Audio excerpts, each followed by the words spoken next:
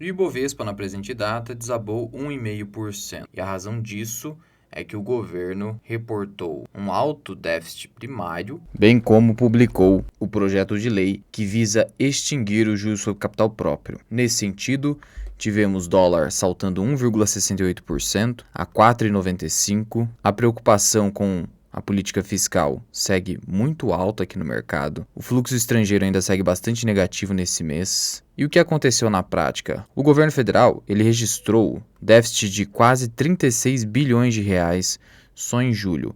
E aqui estou falando do déficit primário. O déficit primário é o resultado negativo entre receitas e despesas do governo, sem considerar os juros da dívida pública. Ou seja, é um déficit que você sequer considera os altos juros que devem ser destinados para o pagamento da dívida pública. Daí a diferença entre déficit primário e nominal. Então veja, sem considerar juros, já temos um rombo de quase 36 bilhões em apenas um mês, julho, e é o segundo pior resultado para um único mês na história, sendo que no mês de junho já tivemos o maior déficit para este mês em 2 anos. No acumulado do ano, já temos ali um déficit que alcança mais de 78 bilhões. Sendo que, segundo a própria Simone Tebet, o governo precisa de 168 bilhões de reais para zerar o déficit primário, só o primário, em 2024, que é uma promessa do governo ante o novo arcabouço fiscal, que foi aprovado. Diante disso, o governo prevê um pacote adicional de receitas, ou seja,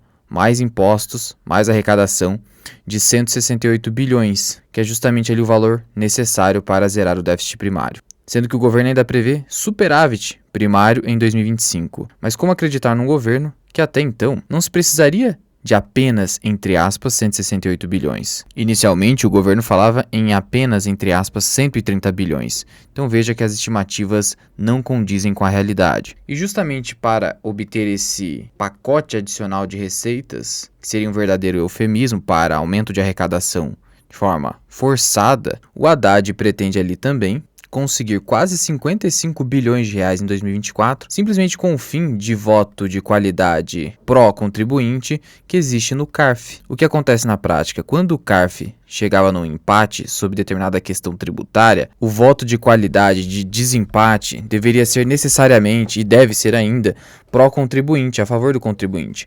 Mas agora o Haddad quer o quê? O voto de desempate tem que ser a favor da União. E com isso ele já estima aqui quase 55 bilhões adicionais de arrecadação. Um verdadeiro absurdo. E ainda temos aqui o quê? O fim do juros sobre capital próprio. Já a partir do ano de 2024. O grande problema é, não há nenhuma previsão de compensação junto aos balanços das empresas. Simplesmente vai extinguir esse benefício tributário, que é o juros sobre capital próprio, que é um benefício fiscal utilizado pelas empresas com a finalidade de reduzir a base de cálculo do imposto de renda, porque o valor que é pago para os acionistas a título de JCP é lançado na contabilidade da empresa como despesa financeira, isso reduz a base de cálculo e enseja menos tributação às empresas. E aí quem arca com esse tributo na prática é o acionista. Agora as empresas, uma vez aprovada essa medida, não terão mais esse benefício fiscal. Por consequência, teremos as empresas reduzindo o tamanho dos dividendos no longo prazo. Imediatamente teremos dividendos extraordinários para fugir da tributação, mas os grandes impactados serão os bancos, como falarei adiante. E aí o JP Morgan acabou estimando o impacto de 30 bilhões de reais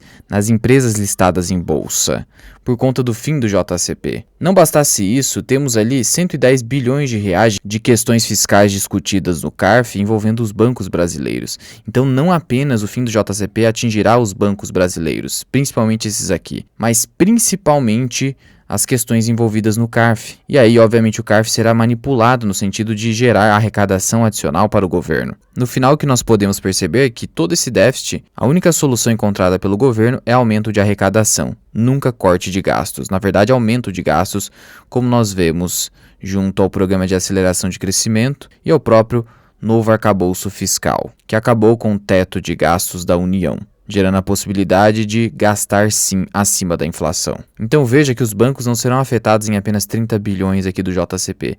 Teremos um impacto bilionário também envolvendo as questões fiscais junto ao CARF. Não à toa que esses bancos brasileiros, na presente data, estão caindo. o mercado já está ali se antecipando a essa redução de lucro nas empresas. O impacto é de redução de lucros, 30 bilhões de reais. E por que esses bancos aqui serão os mais afetados? Porque em relação a Itaú, Bradesco e Banestes, eles pagam juros sobre capital próprio de forma mensal. Então o acionista recebe uma remuneração mensal com esses bancos, que embora seja muito pequena, é uma remuneração, e isso vai prejudicar os bancos principalmente, porque eles não poderão usar esse benefício de dedução fiscal. E o Banco ABC, pior ainda, porque o Banco ABC paga integralmente os seus proventos na forma de JCP. Então veja aqui o caso do Banco ABC, JCP, JCP, JCP e apenas JCP, sendo que no ano passado o Banco ABC pagou mais de 315 milhões de reais de JCP, só no quarto tri 81 milhões. E aí se você pega aqui o resumo do demonstrativo de resultado de exercício, antes de chegar aqui nesse resultado, antes da tributação, já houve aqui em cima o desconto do JCP declarado, e isso ocasiona o quê? Redução na base de cálculo, que é esse aqui. Essa é a base de cálculo, LAIR, lucro antes dos juros e impostos. Veja então o seguinte, se nós temos aqui 315 milhões de reais aproximadamente declarados a título de JCP e o lucro no ano passado foi de 1 bilhão 453 milhões, o lucro antes dos impostos, o LAIR, isso significa que se nós somarmos 1 bilhão 453 mais 316 milhões que agora entrariam na base de cálculo do LAIR, teríamos uma base de cálculo de 1,7 bi. Vamos arredondar aqui para 1,770 milhões. Logo, o LAIR não seria de apenas 1,4 bi, em que nós teríamos impostos aqui menores, ou seja, principalmente imposto de renda e contribuição social sobre o lucro líquido, que foi aqui de 91,6 milhões, e no acumulado do ano foi de 374 milhões. E aí, diante disso, perceba o seguinte, se sobre uma base de cálculo de 1 bilhão e 453 milhões, nós pagamos aqui 374 milhões de imposto de renda e contribuição social sobre o lucro líquido, temos aqui uma alíquota efetiva próxima de 25,7%. Logo, se agora a base de cálculo será de 1,7 bi, como nós verificamos, se aplicarmos essa taxa de 25,7, chegamos a quase 455 milhões de reais. Ou seja, subiria de 374 milhões para 454 milhões.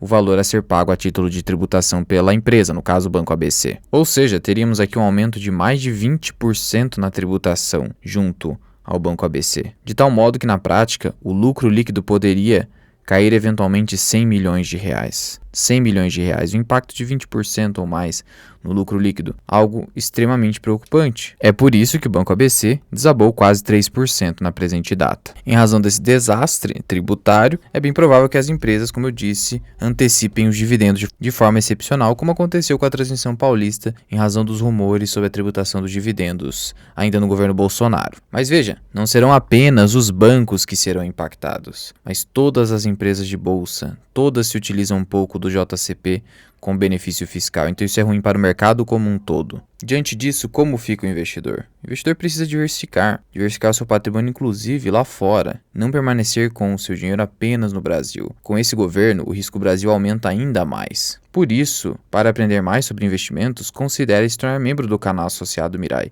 Você tem acesso a aulas exclusivas, lives exclusivas e muito mais. Ou alternativamente, você pode contratar os meus serviços de consultor de investimentos. Sou analista CNPI 3707, posso montar a sua carteira do absoluto zero ou analisar o seu portfólio já existente por escrito ou via consulta individual comigo por Google Meet, que dura pelo menos 1 hora, onde inclusive posso te mostrar como que você faz essa diversificação, inclusive no exterior, para não ficar com seu patrimônio só concentrado no risco Brasil, que tem se elevado em razão das intenções do governo. Para me contatar, basta enviar uma mensagem via WhatsApp que eu deixo aqui na descrição e no primeiro comentário fixado. Mas já vai deixando aqui nos comentários qual a sua opinião a respeito desse assunto. Muito obrigado por ter ficado comigo até aqui. Eu sou o Luan, que é o canal Mirai Investing. Até o próximo vídeo. Fui!